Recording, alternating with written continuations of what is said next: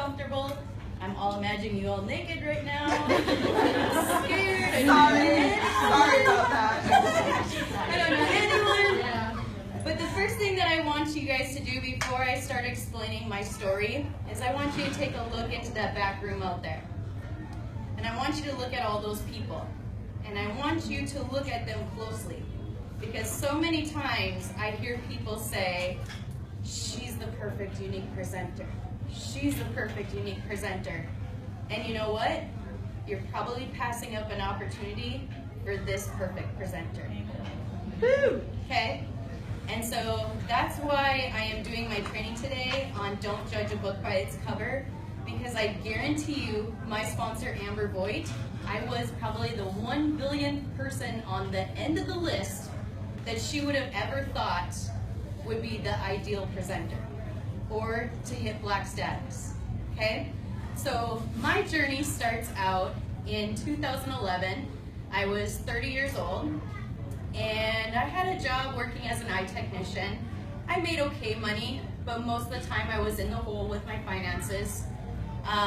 Never had any of the fun stuff like toys and go on vacations. I was always answering to someone else's control when I could go on vacation, when I could call in sick. Like even if I was barfing my guts out, I would still have to come into work, right? In 2011, if times weren't tough enough, my house was involved in a natural disaster in North Dakota. That's where I'm from. And my house that I had bought a year before that with all my hard-earned finances was now 8 feet 6 inches of water under. And everything that I owned was gone. And so my sorry, I'm very emotional and I don't know you guys, but I'm probably gonna cry, so get used to it. But everything that I owned was gone. And I had maxed out all of my credit cards because of the fact I had remodeled my house. And in my town at that time, houses were hard to come by. So I knew if I put $40,000 on credit cards to remodel my house, I could make profit and pay it off. Well, that doesn't happen when your house goes underwater, does it? In fact, you're stuck with $40,000 in debt. And when your debt to income ratio is high enough to the point where you can't even hardly qualify for a house, and now you have to file bankruptcy, you're lucky if you can even qualify for an apartment, right? So at 30 years old, I filed bankruptcy. I had tried a couple different direct sales companies in the past, honestly, mostly to get the products. You know, I joined Pampered Chef so I could furnish my kitchen. I joined Scentsy to make the house smell good because my dogs are kind of crazy. I joined, you know, all these other things. I never had any downlines. I never had success. In fact, most of the time I had to spend money just to remain to get my stuff. In 2012, I joined a company called Vault Denim, and they sold blingy jeans. And I love having a ghetto booty. I love blingy jeans because it makes my butt stand out even more. Worst thing possible, right? So I started selling these jeans, and I became successful for the first time ever. And I had won an incentive trip, and I had 40 people on my team, and I thought, I am top dog, right? So that company went under. Just like Haley mentioned in her speech that you can't ever depend on anything to stick around. Luckily we can with younique, but that's besides the point. So this company went under, and after I had found a little bit of success with this company, I was like, what do I do next? And like I mentioned, I'm the hunting and fishing girl. Most of the time, this is as cleaned up as you're gonna get. In fact, before younique, not a stitch of makeup had went on this girl's face ever. In fact, Labor Day weekend in 2013, August 31st of 2013, actually, let me back up. I'm like one of those people that does squirrel all the time, you know, back up a little bit. I was in a relationship where I depended on my boyfriend for everything. I don't know if any of you guys are out there that have the same feelings as me, but it's pretty embarrassing because your credit sucks so bad to have to borrow $10 to go buy your own tampons at Walmart. from someone else, right? So if any of you guys are feeling that or gone through that in the past, that was me too, okay? So my boyfriend paid for everything, and was he super successful? Yes. But was there a part of me that just wanted to be able to provide something for once? Absolutely. So Labor Day weekend, as I'm sitting in his camper, him and my best friend are sitting outside, I was scrolling through Facebook. My sponsor is Amber Voigt, the one with the pink crazy hair. She had friended me randomly on Facebook, and I'm like, yeah, what the heck? Added her as a friend, saw the crazy mascara post, and thought, this is usually me. Jess doesn't like makeup. Jess has never done makeup. Like, what the heck am I thinking wanting to buy this stuff? But you know what? There was always a part of me that never felt pretty, because I'm always the girl that the boys dated because I could back in my own boat. I could bait my own hook. I could clean my fish better than they could, right? And I was always the girl that never had the candlelit dinners or anything like that. So I always felt like I was the same person going to bed at night as waking up in the morning. In fact, when I would go out for an evening with the girls and they're all in their high heels and stuff, I would show up with a clean camouflage t-shirt on and think that I had done pretty dang good, right? So I went to her website and I was gonna buy the mascara, and something intrigued me, and I said, you know, if this tomboy got this excited about what this makeup could possibly do, granted I'm gonna have to find someone to teach me how to put this stuff on, but if it gets me this excited, what is it gonna do for other people that know how to put this stuff on? So I walked out of the camper and I go outside and I said to my boyfriend at the time and my best friend, I said, I just signed up to sell makeup. They fell off their chairs laughing. I mean, it was no joke. If you want to be honest, beer cans went flying and they thought I went through a midlife crisis. I went back into the camper, walked in the bathroom, and tears rolled down my face.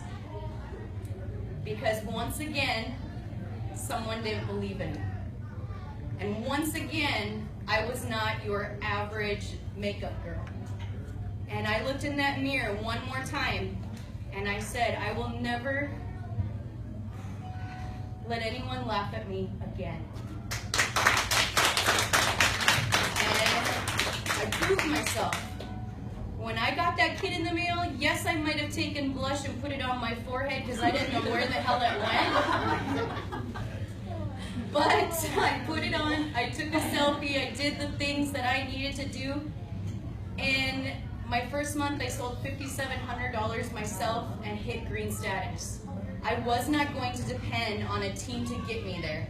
In fact, my sponsor to this day will still tell me and tease me that a week left of the first month, in September basically, Amber, I'm this close, I'm $1,500 away from green. Dang it, I've got to hit this because I'm never going to hit green status ever again. And she laughs at me, of course. The next month, I had $30,000 in team sales, but I didn't have an elite. My team was very, very small. And the third month, November of 2013, with a week to go, I needed $38,000 from my team to hit black status, and we ended up finishing $20,000 more than I needed for me to hit 6 black status ever with younique. So it was pretty awesome. What did you get? I got a $10,000 check, and I bought myself flowers for my garden. I'll never forget that. Like, finally I was able to buy myself something. So it was pretty awesome. You know, finally, my dad, who has never been supportive of anything I've done, like a lot of my problems are stem from my dad never telling me I'm good enough and stuff. Finally, people were looking at me like I wasn't that crazy person just selling the next thing. They knew that I was dedicated, they knew that I was consistent, and they knew, like, hey, what, she's black status. I don't know what the heck that means, but it must mean something cool. So that was kind of my little journey. You know, I went from being this tomboy and still only wearing the mascara, because putting on eyeshadow, like, that's a whole nother story. In fact, I didn't learn how to do that until February pretty much this year, when Tori, what is she, head of always forget. Sorry, Tori, if you're watching. But Tori, we were in the West Indies, and she taught me how to put on 3 eyeshadow colors. So, you guys checking this out? I'm doing okay. So, you don't need a huge team either. And I've done a webinar with Melanie before about quality versus quantity. When I hit black status, I had 260 people on my team. And that's very, very different from some people. Very low. It's very, very low. And I didn't, most of the time people that hit black status have a hard time getting the elites. I had 5 elites. I didn't have any 3rd generation, so really my paycheck didn't benefit that much like Haley and Nicole would. But I had 5 first generation elites. And now my team is just about 13,000 people. Of course, not all of those work. Of course, that's just what the back office shows. But for the last 2 years, I have won the black status trip for having at least 8 first generation elites, because every single month my team consistently has 10 first generation elites. So you don't need a huge team in order to do this. I would rather, I tell my team this all the time, I would rather work with 10 people that want it and that want to be rock stars than trying to raise the dead. And I have always heard the expression that it's easier to give birth than it is to raise the dead. I don't know, because I haven't had kids and I don't want to go there yet, okay? But realistically, guys, my biggest tip to you is to look out into that room. There might be a woman out there right now that has saved every single penny that she possibly can to take her and her kids out to supper tonight. There might be one of those workers out there that doesn't have a stitch of makeup on, that just came from 2 other jobs today, working non-stop to make ends meet. Are you going to pass her up? Are you out there looking? I truthfully, to be honest, I don't think there's a single standout person out there that I wouldn't go recruit right now. And that's what I want you to get into the mentality of. If you're looking for the ideal presenter, you need to rid that out of your head. There is no such thing as the ideal presenter. Your job as a unique presenter is to share. And if you're not sharing, if you're thinking that you need to sell and sponsor, you have it wrong. Once you go out there and start sharing with people, that is where you're going to see success. People fell off their chairs when they saw me post a selfie wearing makeup for the first time. I kid you not. Like, I had people messaging me like, is that for real? Like, you really have mascara on? Yep. But that's okay. How did I do it? I do things based on the law of attraction. If you follow me on Facebook, which if you want to, go ahead. I'm actually probably moving to the Whistler area. I have no friends yet, so if you want to be friends, let's go to coffee. But I'm from North Dakota, and how did I do it? I started sharing what I could accomplish with Younique. Very rarely will you ever see me on Facebook post a graphic of the kit, or post a lip balm on, or something like that. But you will see me with eggs scrambled on my forehead with a shower cap on, with my lash sunglasses on, and telling people in a roundabout way without screaming Younique.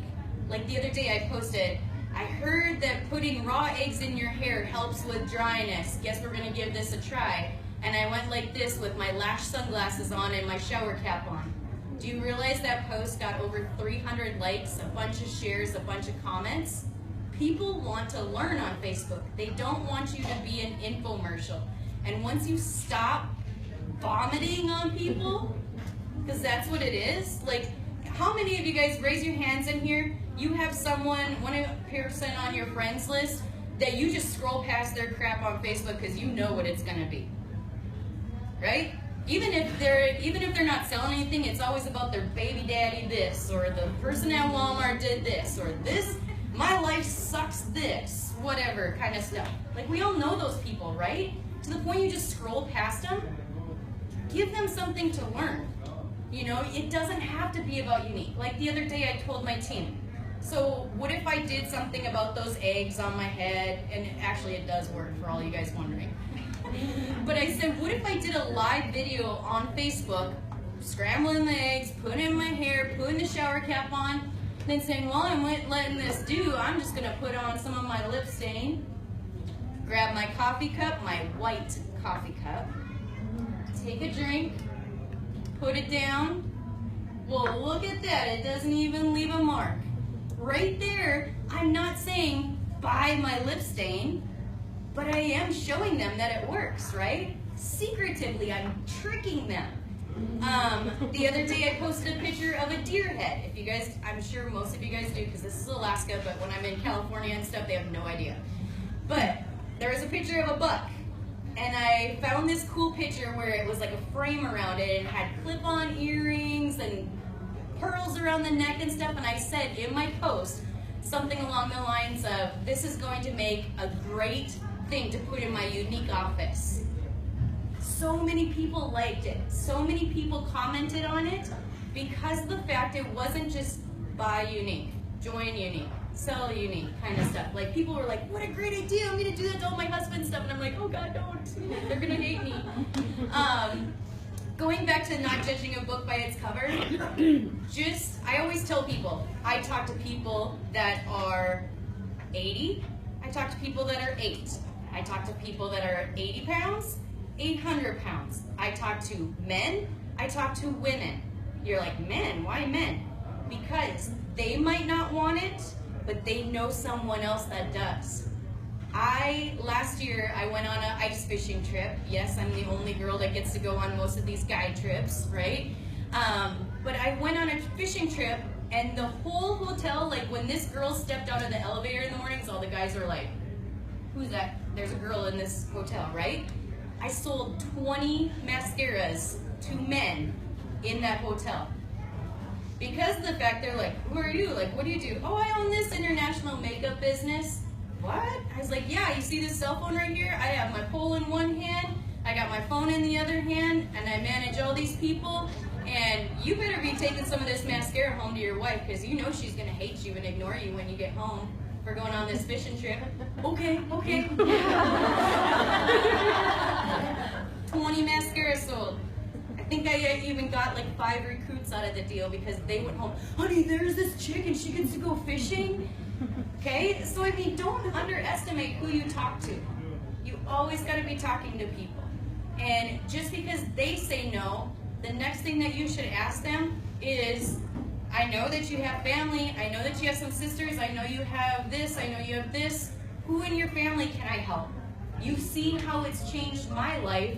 Who else can I help?